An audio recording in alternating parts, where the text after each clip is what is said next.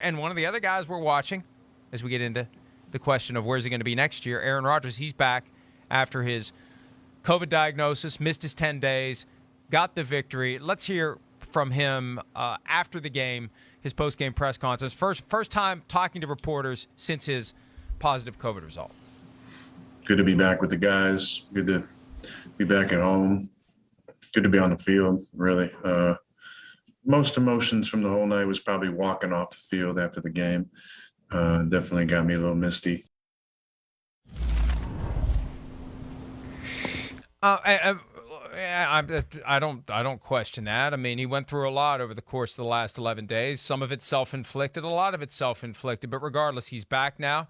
And, Mike, the Packers in great position. January 30 is when they play the NFC Championship game. We saw what it looked like on November 14.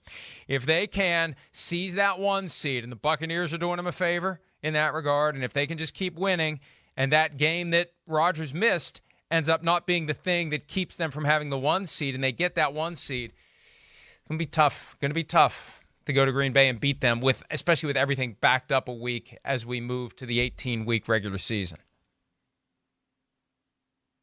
Listen, I completely agree, but obviously we did see that happen last year with Tampa Bay and Green Bay. But that's the thing about it. In Green Bay, you never know what it's going to be there. As you said, we saw snow yesterday, but come playoff time, if you get to the playoffs there all the way to the NFC Championship game, you may get a really nice day. You may get a day all of a sudden it's in the 30s or 40s, or you may have 4 feet of snow. But that's the beauty of winning home field is you get to play in that. You get to wait and see what it's going to be, and will it hurt?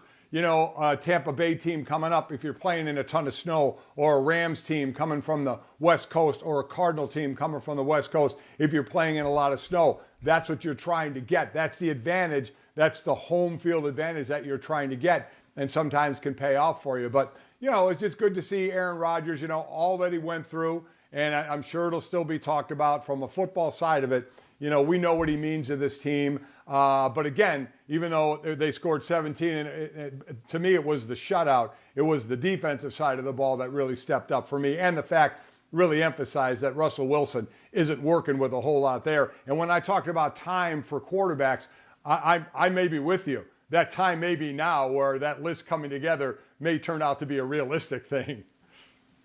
And, Mike, you mentioned that defense. Look, they held the Chiefs to 13 last week and gave the Packers a chance with Jordan Love. They had a chance, only lost by 6 points. They had a chance to win that game.